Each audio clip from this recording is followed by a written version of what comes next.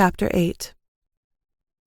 At 5 o'clock the two ladies retired to dress, and at 6:30 Elizabeth was summoned to dinner. To the civil inquiries which then poured in, and amongst which she had the pleasure of distinguishing the much superior solicitude of Mr. Bingley's, she could not make a very favourable answer. Jane was by no means better. The sisters, on hearing this, repeated 3 or 4 times how much they were grieved, how shocking it was to have a bad cold, and how excessively they disliked being ill themselves, and then thought no more of the matter. And their indifference towards Jane, when not immediately before them, restored Elizabeth to the enjoyment of all her former dislike.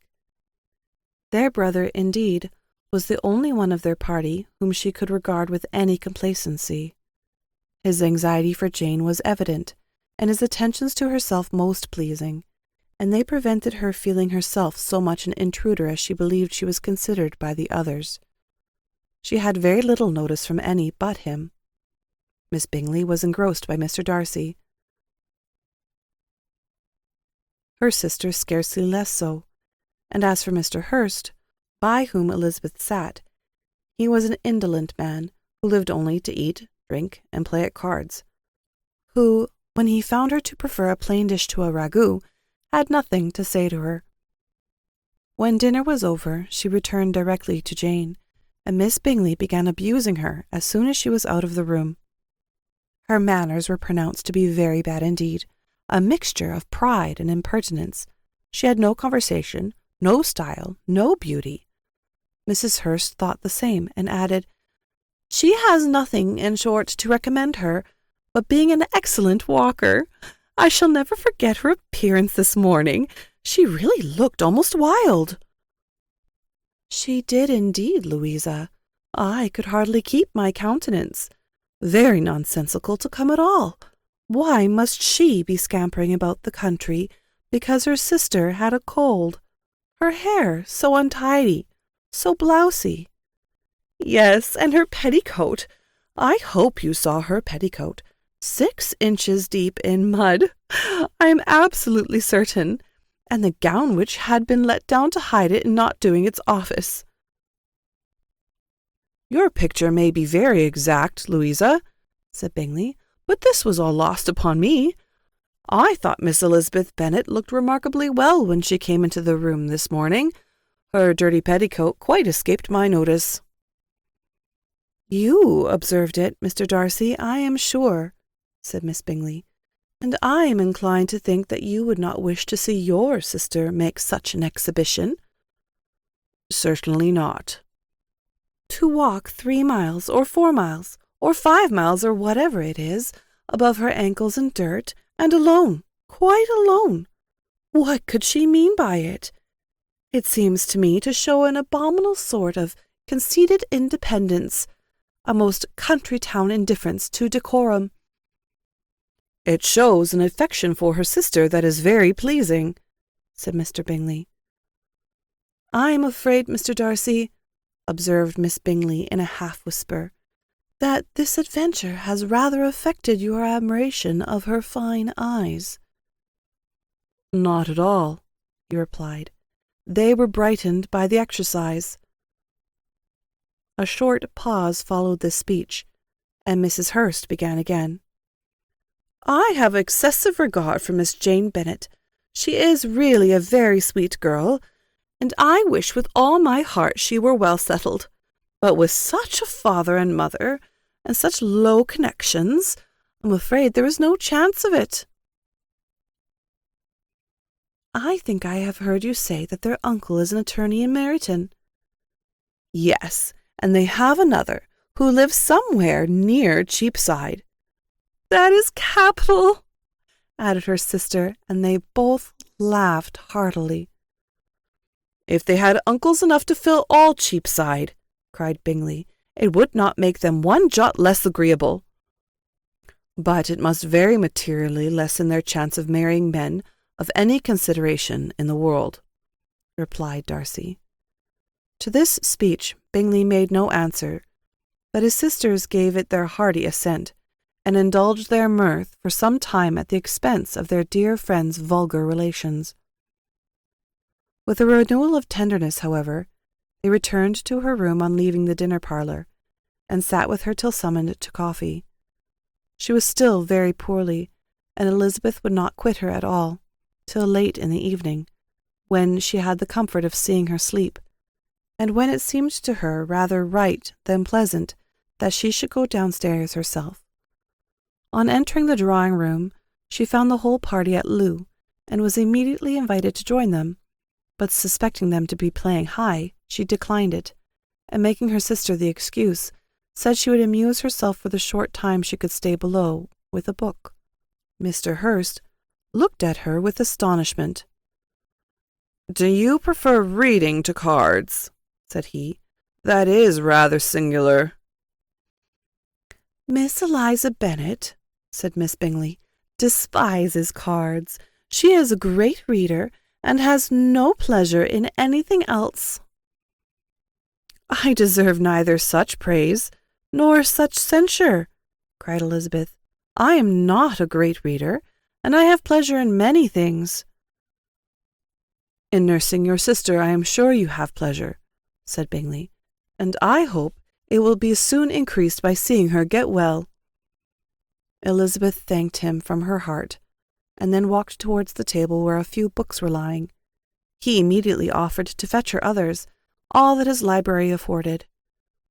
"And I wish my collection were larger for your benefit and my own credit, but I am an idle fellow, and though I have not many, I have more than I ever looked into." Elizabeth assured him that she could suit herself perfectly with those in the room. "I am astonished," said Miss Bingley, "that my father should have left so small a collection of books. What a delightful library you have at Pemberley, Mr. Darcy." "It ought to be good," he replied. "It has been the work of many generations." "And then you have added so much to it yourself. You are always buying books." "I cannot comprehend the neglect of a family library in such days as these." "Neglect! I am sure you neglect nothing that can add to the beauties of that noble place. Charles, when you build your house, I wish it may be half as delightful as Pemberley." "I wish it may." "But I would really advise you to make your purchase in that neighbourhood, and take Pemberley for a kind of model. There is not a finer county in England than Derbyshire." "With all my heart. I will buy Pemberley itself if Darcy will sell it." "I am talking of possibilities, Charles." "Upon my word, Caroline, I should think it more possible to get Pemberley by purchase than by imitation." Elizabeth was so much caught with what passed as to leave her very little attention for her book, and soon laying it wholly aside, she drew near the card table and stationed herself between Mr. Bingley and his eldest sister to observe the game. "Is Miss Darcy much grown since the spring?" said Miss Bingley. "Will she be as tall as I am?" "I think she will. She is now about Miss Elizabeth Bennet's height, or rather taller." "How I long to see her again! I never met with anybody who delighted me so much. Such a countenance, such manners, and so extremely accomplished for her age. Her performance on the pianoforte is exquisite." "It is amazing to me," said Mr. Bingley, "how young ladies can have patience to be so very accomplished as they all are." "All young ladies accomplished? My dear Charles, what do you mean?" "Yes, all of them, I think. They all paint tables, cover screens, and net purses. I scarcely know anyone who cannot do all this, and I am sure I never heard a young lady spoken of for the first time without being informed that she was very accomplished." "Your list of the common extent of accomplishments," said Mr. Darcy, "has too much truth. The word is applied to many a woman who deserves it no otherwise than by netting a purse or covering a screen.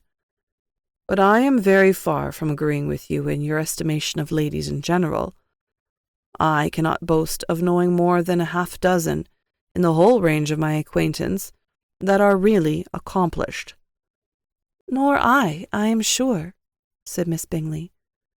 "Then," observed Elizabeth, You must comprehend a great deal in your idea of an accomplished woman. Yes, I do comprehend a great deal in it. Oh, certainly, cried his faithful assistant. No one can be really esteemed accomplished who does not greatly surpass what is usually met with. A woman must have a thorough knowledge of music, singing, dancing, drawing, and the modern languages to deserve the word, and besides all this, she must possess a certain something in her air and manner of walking, the tone of her voice, her address and expressions, or the word will be but half deserved.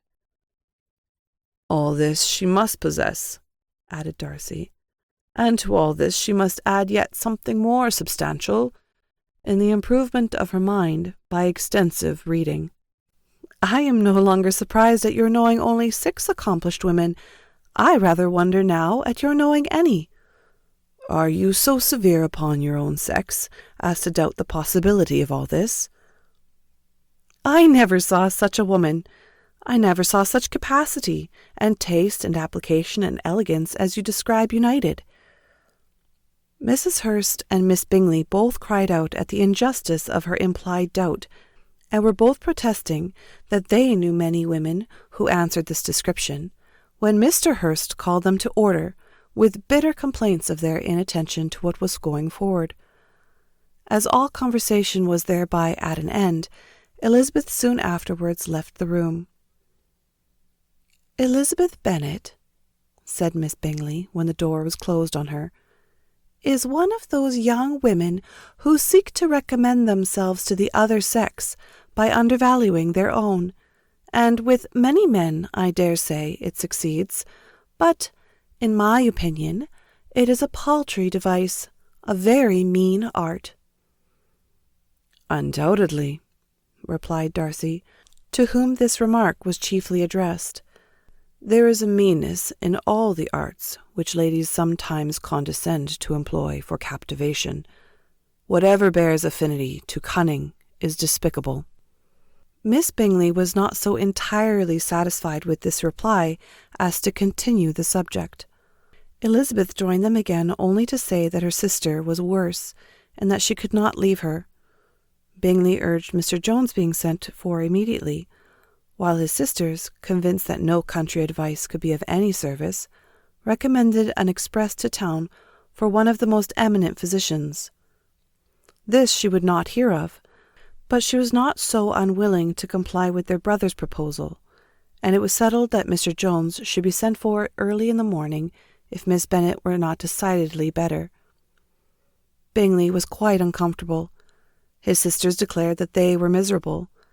They solaced their wretchedness, however, by duets after supper, while he could find no better relief to his feelings than by giving his housekeeper directions that every attention might be paid to the sick lady and her sister.